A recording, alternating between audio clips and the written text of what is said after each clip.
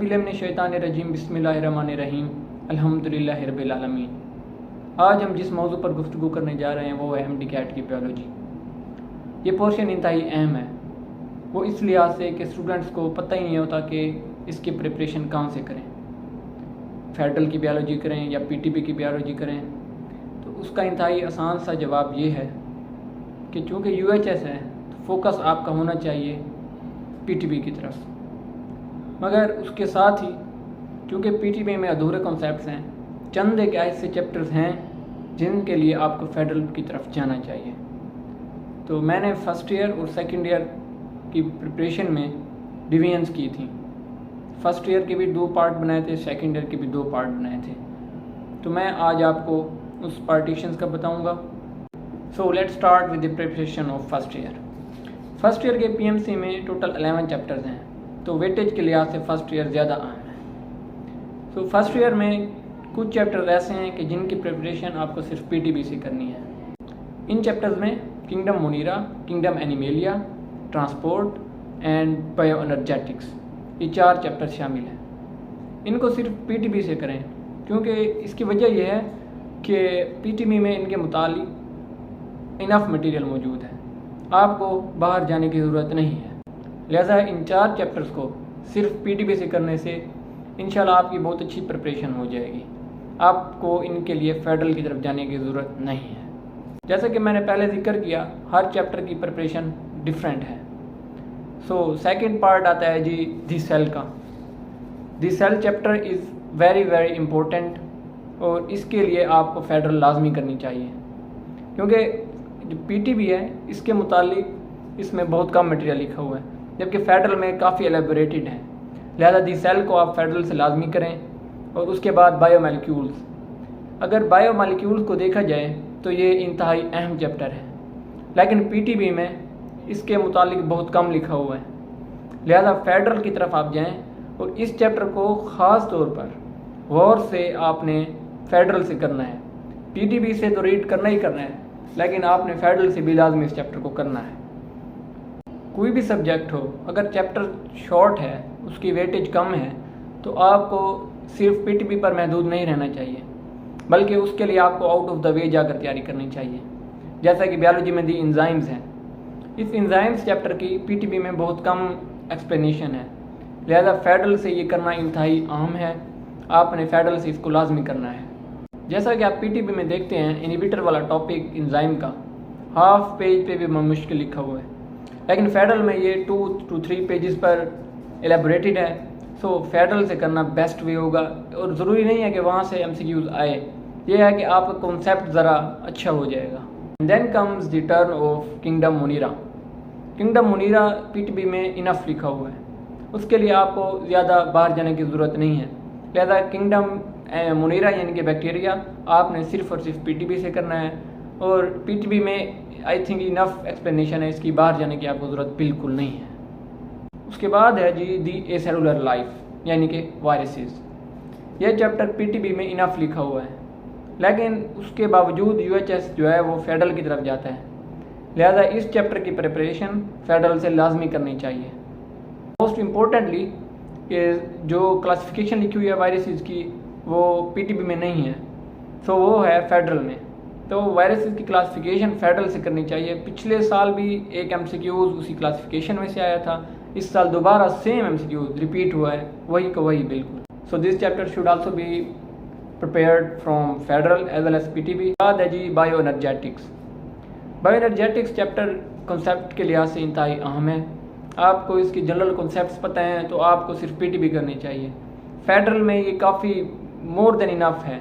सो आपको फेडरल में दिमाग खपाने की ज़रूरत नहीं है, आप सिर्फ PTB करें इसकी, और जो आप जिस इंस्टीट्यूट में पढ़ रहे हैं उसका लेक्चर लें, वो इनफ है। आपको इसके लिए फेडरल की तरफ जाने की ज़रूरत नहीं है। सेम एज जैसा कि किंगडम एनिमेलिया है, PTB में इसको किंगडम एनिमेलिया को इंतहाई आप सबको पता है उसकी प्रिपरेशन कैसे करनी है, तो वो काफ़ी ज़्यादा एलेबरेट हुआ है ऑलरेडी। तो आपको किंगडम एनिमेलिया के लिए भी फेडरल की तरफ जाने की ज़रूरत बिल्कुल नहीं है, वो आप सिर्फ PTB से करें। और आप पिछले रिकॉर्ड उठा के देख लें, कभी भी आउट ऑफ PTB कोई भी क्वेश्चन नहीं आया किंगडम एनिमेलिया से। उसके बाद न्यूट्रिशन एंड गैसेस एक्सचेंज ऐसे चैप्टर हैं कि जो आपको पीटीबी से करने हैं, और साथ ही साथ फेडरल से इनको चंद एक ऐसे टॉपिक्स हैं इनके कि जो आपको वो फेडरल से करने चाहिए एज ए कॉन्सेप्ट। कोई रट्टे वाली चीज़ वैसे नहीं करनी, लेकिन कॉन्सेप्ट के लिए आपको इन चैप्टर्स के लिए न्यूट्रिशन और गैसेस एक्सचेंज के लिए भी आपको फेडरल की तरफ जाना चाहिए। वो चंद एक टॉपिक्स हैं, वो आपको मैं इंशाल्लाह अपनी वीडियो में बता दूंगा। उसके बाद आता है जी ट्रांसपोर्ट। ये चैप्टर भी पीटीबी से करना इनफ है क्योंकि काफ़ी ज़्यादा एलेबरेटेड है ये पीटीबी में। सो फेडरल की तरफ इसके लिए भी आपको नहीं जाना चाहिए। हाँ, जो ह्यूमन हार्ट है, दी ह्यूमन हार्ट, वो आपको फेडरल से करना चाहिए। चंद एक बातें नई हैं उसके अंदर, बाकी कोई ज़रूरत नहीं है आपको फेडरल से करने की इस चैप्टर को। जैसे ट्रांसपोर्ट इन प्लांट्स है, वो भी हमारे पीटीबी में अच्छी तरह से एलेबरेटेड है। और सेकेंडली जो ट्रांसपोर्ट इन एनिमल्स है वो भी पीटीबी में इनफ है। लेकिन दी ह्यूमन हार्ट ऐसा टॉपिक है कि जिसके लिए आपको फेडरल की तरफ जाना चाहिए और आप उसके लिए फेडरल से तैयारी करें। और दूसरी इंतहाई अहम बात यह है कि हमारी पीटीबी में इम्यूनिटी सिर्फ 2 पेजेस पर महदूद है, लेकिन फेडरल में इसका फुली एलेबरेटेड कॉन्सेप्ट है, जैसा कि first line of defence, second line of defence, third line of defence. लिहाजा उसके लिए तो आपको पीटीबी के अलावा फेडरल लाजमी करनी चाहिए। सो अब हम चलते हैं सेकेंड ईयर की प्रिपरेशन की तरफ। सेकेंड ईयर की बायोलॉजी में पीएमसी के सिलेबस में जस्ट 5 चैप्टर्स हैं। सो इन 5 चैप्टर्स की preparation as compare to first year इंतहाई डिफरेंट है। सो इसके भी हम 2 पार्टीशंस करते हैं कि कोई ऐसे चैप्टर्स हैं कि जिनको सिर्फ और सिर्फ पीटीबी से करना है, और सम चैप्टर्स ऐसे हैं कि जिनको हमने फेडरल से भी देखना है। So let's start the second year biology with reproduction chapter. Reproduction chapter को आपने फेडरल से लाजमी करना है। उसकी वजह यह है कि पीटीबी में इसकी बहुत कम एक्सप्लेनेशन है, लिहाजा फेडरल से इसको करना बहुत आम है। इसी तरह से बात करते हैं स्पोर्ट्स एंड मूवमेंट्स की। ये चैप्टर पीटीबी में इंतहाई एलेबरेटेड है, लेकिन इसके लिए बेसिक्स, चंद एक बेसिक्स हैं जिनके लिए आपको फेडरल लाजमी करनी चाहिए।